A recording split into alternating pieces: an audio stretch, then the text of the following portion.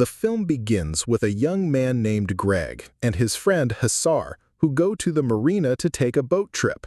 It turns out that they are on a tourist visit to the city, and they want to rent a boat to dive into the sea and watch the sharks. When they arrive, they meet an old man named Dave who tells them that he is a friend of Taker, the owner of the boat they want to rent. They are surprised when Dave warns them about such trips, telling them that a young man who went on this trip before was bitten by a shark and died. Suddenly, Taker, the boat owner, appears, greets them, and asks if anyone knows about their visit. They explain that they came on a simple tourist trip to the city and that no one knows about this journey. They are even more surprised when Taker tells them that this was the best thing they could have done. Then he takes them to the boat, and they head off on their way into the sea.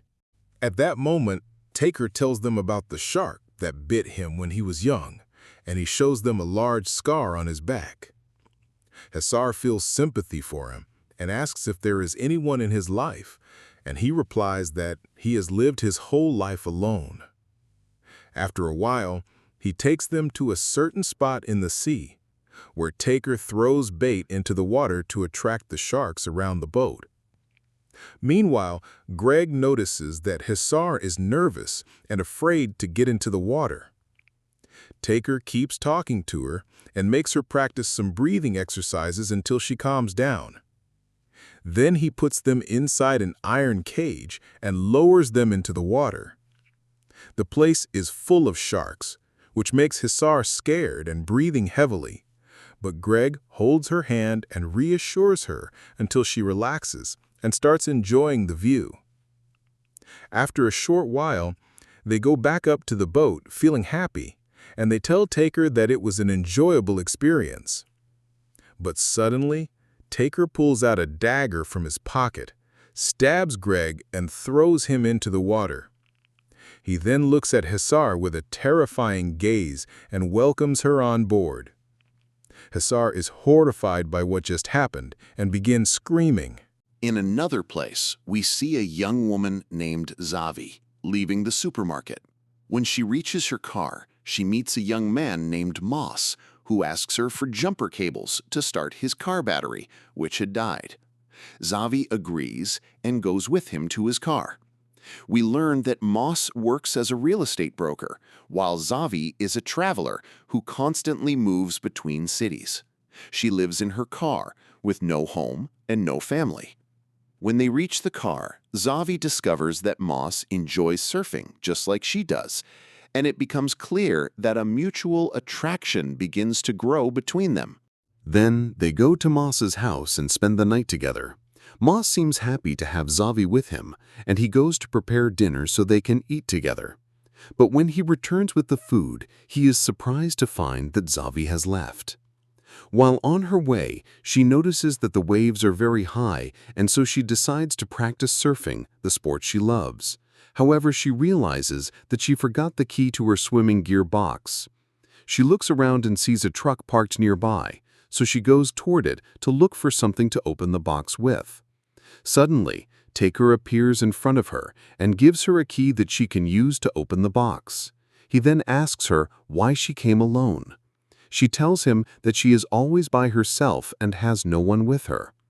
He wishes her to enjoy her time and then leaves. After that, she receives a message from Moss asking her where she is.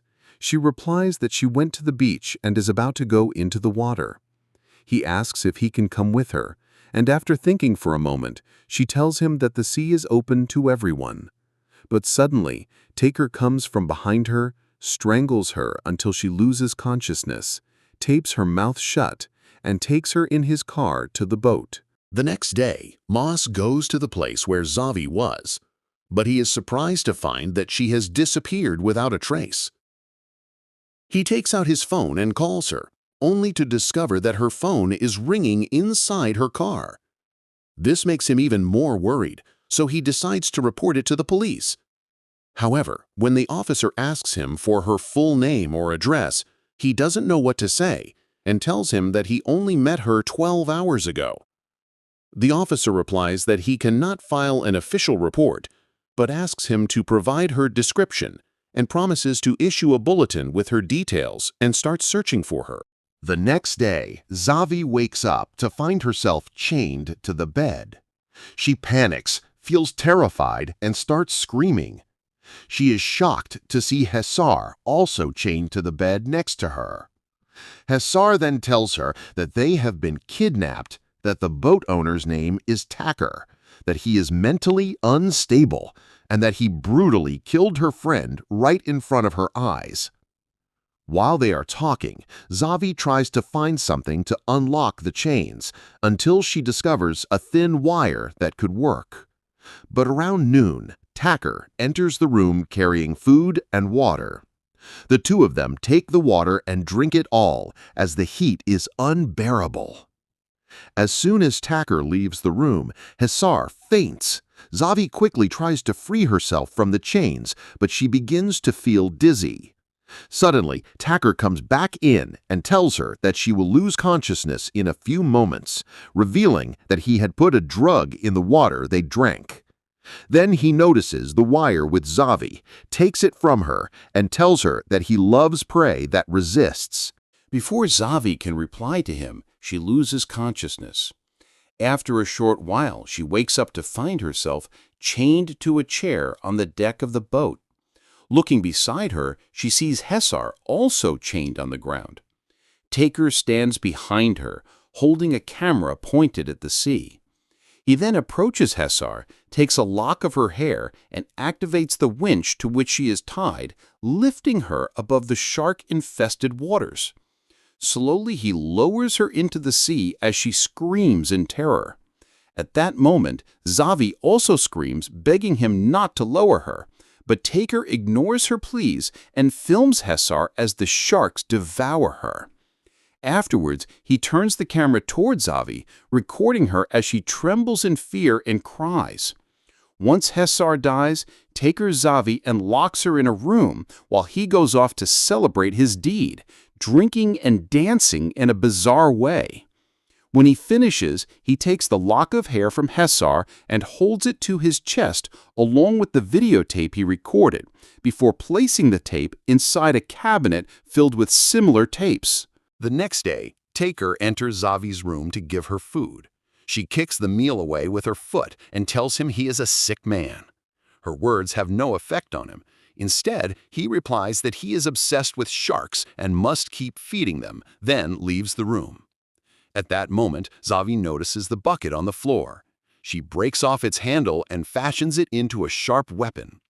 After a while, Tacker returns with a syringe filled with sedative.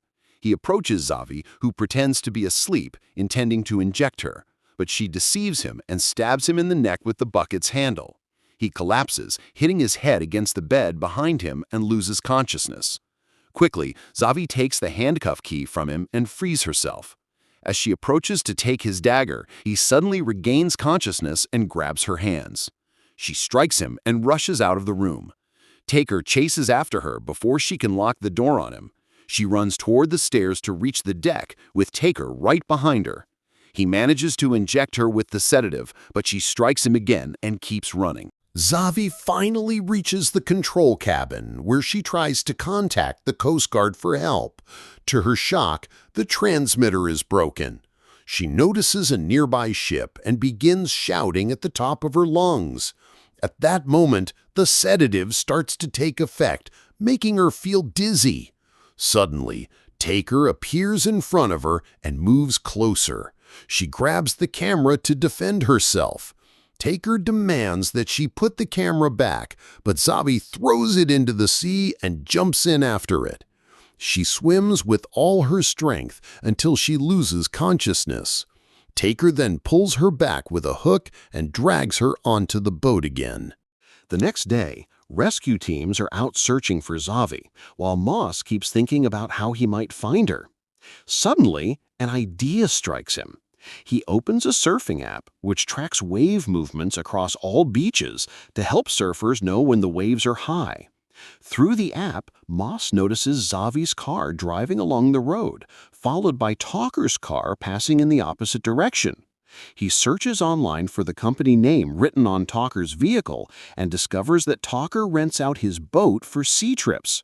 Moss tries calling him to ask if he saw Zephyr the night before, but Talker's phone is switched off. Determined, Moss decides to head to the marina to confront him directly.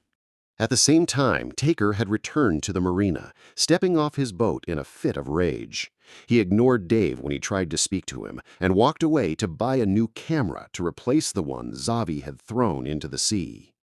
Meanwhile, Moss arrived at Taker's boat and knocked on the cabin door, but no one answered. He was about to leave when he heard a faint sound coming from beneath the deck. Pressing his ear to the floor, he realized it was Zephyr struggling to free herself from the handcuffs.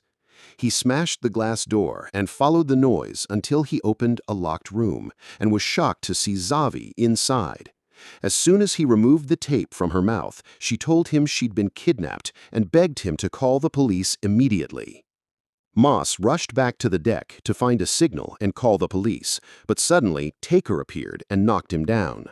Moss tried to fight back while dialing, but Taker yanked him away with his hook, seized the phone, and quickly ended the call. Taker then moved in to strike Moss, but Moss managed to land a heavy blow, knocking him to the ground, and began choking him, nearly killing him. Out of nowhere, Dave entered and struck Moss on the head, knocking him unconscious. Moments later, Dave heard Zephyr screaming for help, but before he could make sense of the situation, Taker slammed his hook into Dave's head, killing him instantly. After what happened, Moss regained consciousness to find himself tied to the bed next to Zephyr.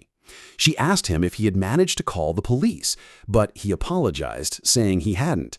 She thanked him because she believed he at least tried to help her. At that moment, Taker entered and sedated them both. When they woke up, they found themselves tied on the deck of the boat. Then Taker cut a lock of Moss's hair and kept it, before lifting him with a crane to lower him into the sea for the sharks to devour. Moss was terrified when he saw the sharks beneath him and began to scream loudly, but Zephyr told him to stay calm and not move at all so the sharks wouldn't attack. Moss followed her advice, calmed down, and stayed still. Indeed, the sharks passed by without touching him.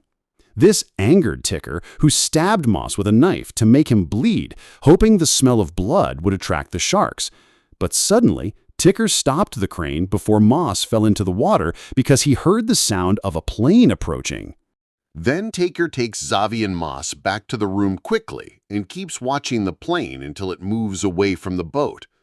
At the same time, we see Zephyr looking at the unconscious Moss, clearly sad and feeling guilty because she was the reason for what happened to him. She decides to break her finger to free her hand from the cuffs and release herself, but when she tries, she fails. So she bites her finger hard until she cuts it off. After that, Taker comes to sedate Zephyr, but he is shocked when he finds her bed empty. Suddenly, Zephyr appears from behind the door and locks it on him. Taker quickly moves and tries to open the window of the room to escape. As for Zephyr, she reaches the control cabin and tries to start the boat to return to the shore.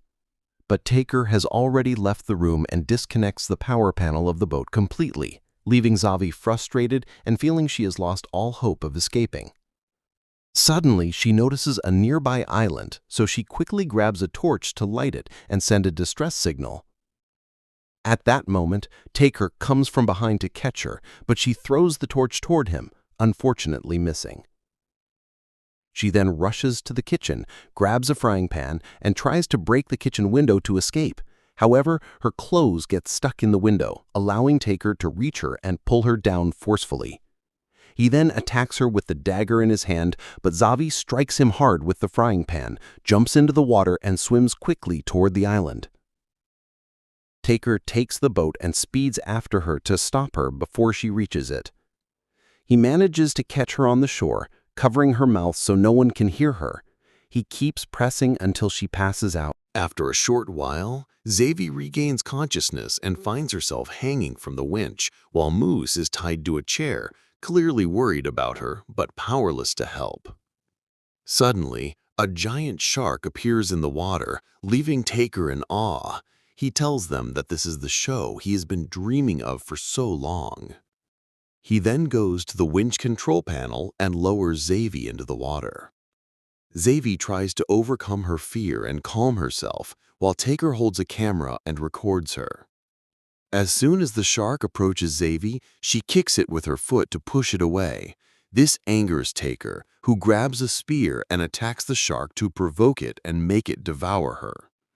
But the shark snatches the spear from Taker and throws it into the water. Zephyr takes the spear and prepares to defend herself in case the shark attacks. However, the shark dives back into the water and disappears.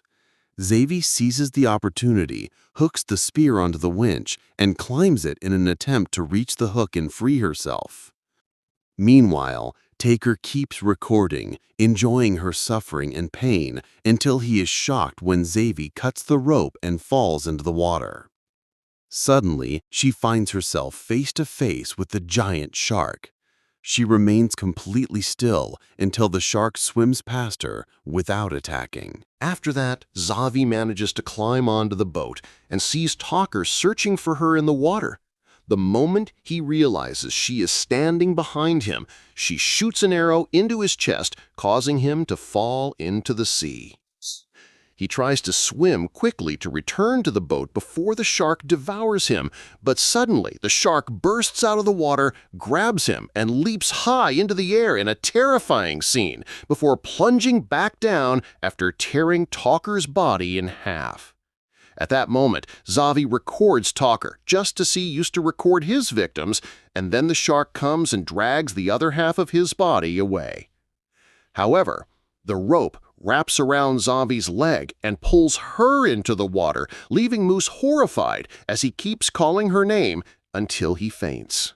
Moments later, Zephyr emerges from the water after managing to free herself.